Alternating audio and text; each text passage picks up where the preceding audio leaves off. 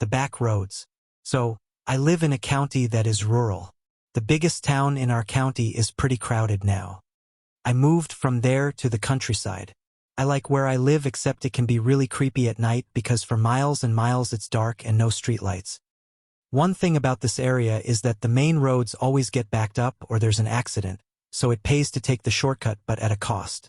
The back roads, like any other rural place, are less populated, dark, lots of trees, and no sidewalks. Anyway, a few years ago something happened that made me stop using them. I was driving home late one night. I decided to take one particular back road that shaved off 10 minutes from my drive home. I was tired and had to get up early. This road is a little more populated than some, but it is super spooky in some stretches because huge trees are alongside the road. So I am coming around a curve.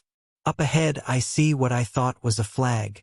Well, I thought it was a weird flag because it seemed like it was fairly tall and large, and it was in the middle of the road. As I get closer, my headlights hit it, and it's not a flag, it is a person. A lady. She was wearing a white dress. A little strange because she's in the middle of the road. As I drove past her, she looked in my passenger window, and she started waving her hands. I thought she was going to try and get into my car. I don't know what it was about her, but she freaked me out. I really thought she was a soul snatcher or a skinwalker. I honestly didn't think she was human. I can't describe how creepy she was. As I drove past her, I kept glancing in my back seat to make sure she had not got in my car. I kept looking in my rearview mirror. It was spring, so it is a little warm, but I felt bone-chillingly cold. I finally made it home.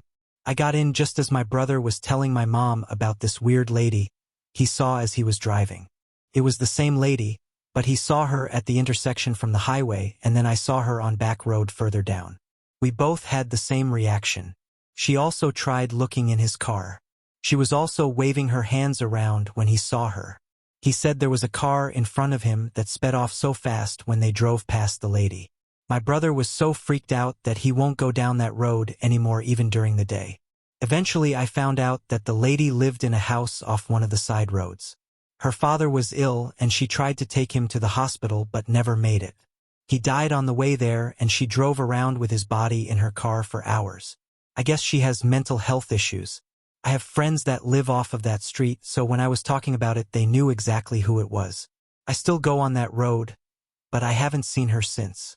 I do hope she's okay, but I really do not want to run into her again. It's hard to explain to people when you are telling them this story. Most people think I am making this up. I have to be honest, if someone told me this story, I would think they are just pulling their leg.